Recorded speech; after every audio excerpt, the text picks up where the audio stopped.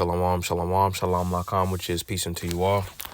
Ayawam tawab la atam za akhyakam yawam man rachagadol Charlotte, which is good day. This is your brother Yawam from the GMS camp in Charlotte. Na chamatam kaya hamlakat hashamayim kwarab. Repent ye, for the kingdom of heaven is at hand. Call layim la la banawa Yahweh bahasham Yahweh shai bahasham rocha kodash wa mashana la za kwanim na wa malakam sharochagadol, which is all praises to our Father Yahweh, which means He exists. Bahasham, in the name Yahweh shai, delivers in double honors to the elders and apostles of Great Millstone. Zamashayah, this is Proverbs chapter 14, and we'll get verse 26. And it says, "In the fear of the Lord is strong confidence." It says, "And his children shall have a strong place of," I'm reading it again from the top. It says, "In the fear of the Lord is strong confidence, and his children shall have a place of refuge." It says, verse 27, "The fear of the Lord is a fountain of life, to depart from the snares of death." All right, so going back to verse 26, it says, "In the fear of the Lord is strong confidence." All right, this word for confidence is, it's taking a while to load. Give me a second.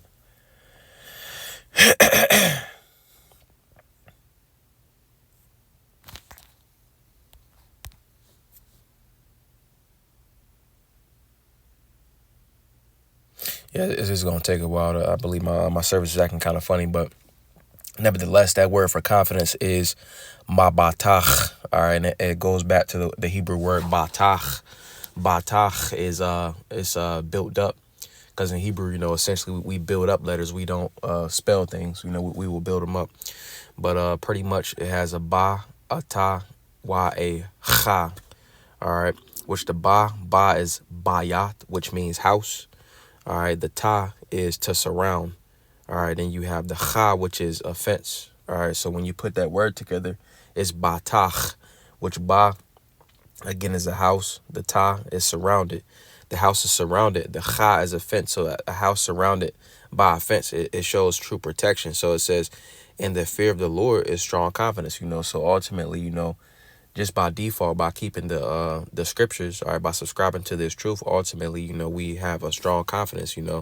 Scriptures say that, the name of the Lord is a strong tower. The righteous runneth into it and is safe. Those that essentially are trusting in the Lord and fearing the Lord in the correct capacity, and, having that healthy fear, ultimately,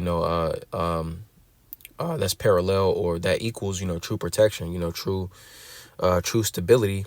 All right, and the ability to call upon the name of the Lord, Yahweh Bahasham, Yahweh Shai, and with the expectation, you see, because in the ancient world, all right, which is a little bit of a side note, but in the ancient world, hope and expectation goes back to the Hebrew word kwawa, which, if one was to fear the Lord, all right, they could have a good expectation of deliverance. You see, so in the fear of the Lord, we have an expectation. If we call upon the name of the Lord, we can expect, good things and protection. So which it all goes back to having, a healthy fear. So reading it again, Proverbs 14 and 26 says, "In the fear of the Lord," doing what the Lord says, "in the fear of the Lord is strong confidence." All right, because we can expect, to be protected. It says, "In the fear of the Lord is strong confidence, and his children shall have a place of refuge." It says, "The fear of the Lord is a fountain of life, to depart from the snares of death." All right.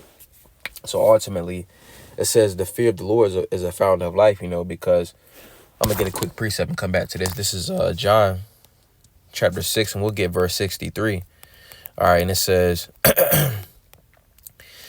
"It is the spirit that quickeneth." All right, the spirit goes back to the scriptures. It says, "The flesh profiteth nothing. The words that I speak unto you, they are spirit and they are life." So these scriptures allow us to live, because going back to this in the middle, it says the flesh profiteth nothing. The ways that we learn, coming up, they wasn't beneficial. They didn't essentially deliver us, from having a death style, you see, because we have been taught, a death style in America, Babylon the Great, essentially, the ways that we were essentially taught, ultimately it leads forth to death. That's why we see death styles in Jake culture, i.e., eating abominable foods. All right, essentially these things weren't made for our bodies. Our bodies was not made to break down these different foods. So therefore, in the end, it leads forth to death, you see, whereas in these scriptures, essentially it tells us to essentially that's abominable. We're not supposed to eat, abominable foods. And then at the same time, scriptures also tell us to eat in moderation, so that pushes forth life. All right, going back to Proverbs 14 and 27, it says, the fear of the Lord is a fountain of life, so it's the source of life. A fountain is a source of water. You see, so the fear of the Lord is a source of life, is the source of life. It says to depart from the snares of death, so eating abominable foods and living abominable types of ways is ultimately a snare, you see, because it's good for a season, all right, but then in the end, it comes back to bite you, so that's why it says right here, it says the fear of the Lord is a fountain of life. It's the source of life, to depart from the snares of death, so ultimately, by subscribing to this truth, we don't essentially ensnare ourselves into these altered types of lifestyles. By subscribing to this truth, we're ultimately able to be rejuvenated and to be repaired and essentially to live. All right, so I'm gonna get a couple more. Let's get I'm gonna get Psalms chapter 111, and we'll get verse 10. It says, the fear of the Lord is the beginning of wisdom. A good understanding have all they that do his commandments.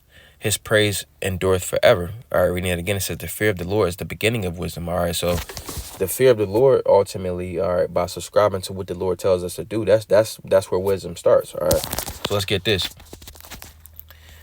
Well, it's gonna load slow, but pretty much, the fear of the Lord is ultimately that's ultimately what gives us the discernment and the understanding, that we need to ultimately be able to live. The scriptures say that, roughly paraphrasing, this word turns us into scholars, all right, in which it puts us on a level in the spirit to where, we ultimately understand essentially how to live, whereas in school, you had to go get a PhD in computers, history, math, science, English, all the other different subjects, you see. But this truth is all encapsulating. It has every aspect of life. Again, it ultimately allows for us to ultimately live. All right, I'm gonna get another one. This is Quahalat Ecclesiastes chapter 12, and we will get Salak chapter 12 and verse 11, and we'll read down to verse 13. All right, and it says Quahalat Ecclesiastes chapter 12, and we'll get verse 10, verse 9. It says, the purpose of the preacher. It says, and moreover, because the preacher was wise, he still taught the people knowledge. Yet he gave good heed and sought out and set in order many proverbs, in which proverbs goes into mashal yah, or it's also related to the word mashal, which means to rule. So proverbs is similitudes ultimately to give us pictures to rule, to have dominion, because that's what Proverbs also goes into, to have dominion and also similitudes. So it says, and set in order many proverbs. It says the preacher sought to find out.